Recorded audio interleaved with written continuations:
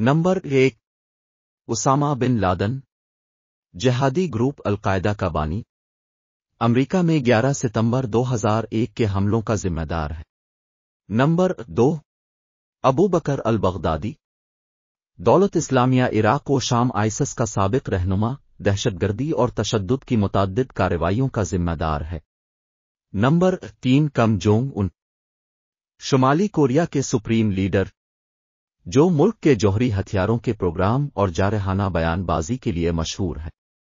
Number 4 Aiman الظواہری، القاعدہ کے رہنما کے طور پر اسامہ بن لادن کا جانشین، دہشت گردانہ سرگرمیوں کی منصوبہ بندی اور حوصلہ افزائی میں ملوث۔ نمبر 5 ابو بکر البغدادی، داعش کا سابق رہنما، عراق اور شام میں خود ساختہ خلافت کے قیام اور توسیع کا ذمہ دار، جو بڑے پیمانے پر انسانی۔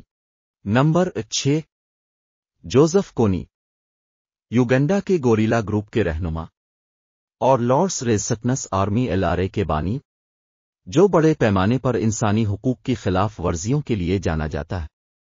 نمبر 7 داؤد ابراہیم، بھارتی جرائم کا باعث اور دہشت گرد، ڈی کمپنی کا لیڈر، منظم جرائم اور دہشت گردی میں ملوث۔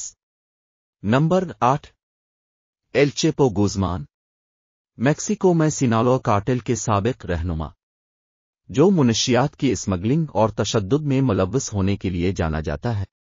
نمبر 9 ابو بکر البغدادی، داعش کا سابق رہنما، عراق اور شام میں خود ساختہ خلافت کے قیام اور توسیع کا ذمہ دار ہے۔